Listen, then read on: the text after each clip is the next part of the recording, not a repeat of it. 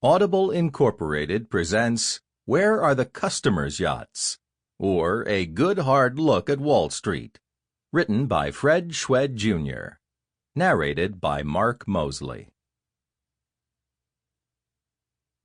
Introduction. Late one evening in January 2000, I left my office at 50th Street and 6th Avenue in Manhattan and got into a taxi. The driver pulled forward, and we waited for the traffic light to change. Moments later, 4 young men in matching power ties and power suits came striding powerfully right into the street. One of them rapped on the driver's window. The cabbie opened it a few inches, and the whiz kid barked, "We're going to 49th and Park," just 4 blocks and a few minutes' walk across town. "I already have a fare," answered the taxi driver, hooking his thumb toward me in the back seat.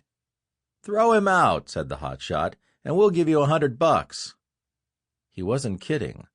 Reaching in through the window, he shoved a $100 bill in the taxi driver's face. "I can't do that," protested the cabbie, pushing the money away.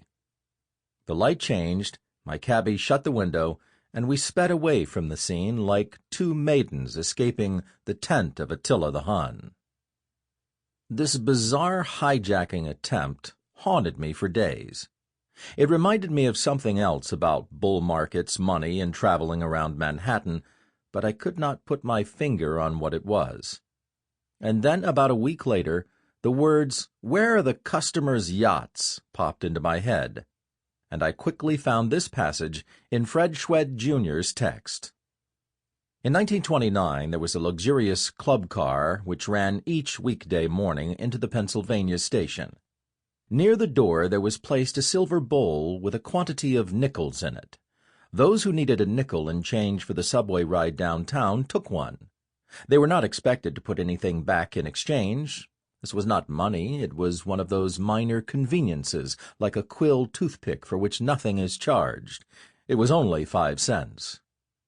There have been many explanations of the sudden debacle of October 1929. The explanation I prefer is that the eye of Jehovah, a wrathful God, happened to chance in October upon that bowl.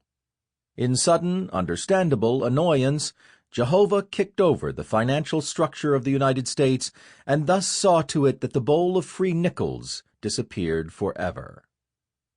The moment I reread Schwed's passage, it hit me.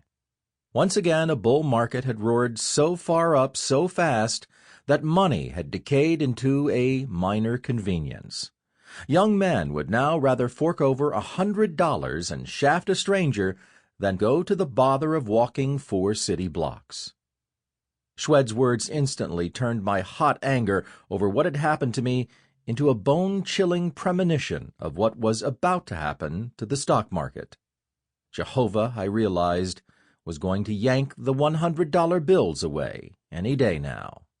And I was right, or rather, Schwed was right.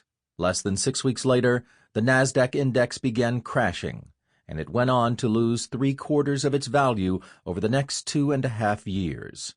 So much for waving $100 bills around as if they were scraps of used Kleenex. The prophetic power of Schwed's anecdote about the bowl of nickels is no coincidence. As you will learn again and again as you listen to his little masterpiece, Fred Schwed shares the basic attributes of all great American humorists, from Mark Twain and H.L. Mencken to Tom Lehrer, George Carlin, and Chris Rock: a passion for ideas, a keen sense of justice, and outrage that the world is the way it is instead of the way it should be.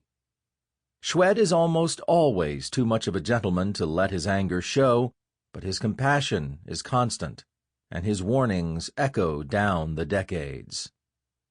The names and faces and machinery of Wall Street have changed completely from Schwed's day, but the game remains the same. The individual investor is still situated at the very bottom of the food chain, a speck of plankton afloat in a sea of predators. In fact, Wall Street has changed so little that Schwed's mockery with the passage of time has become indistinguishable from prophecy. The mutual fund scandals of 2003, in which fund managers were revealed to be breaking their own trading rules in the pursuit of even fatter fees, Sample complete. Ready to continue?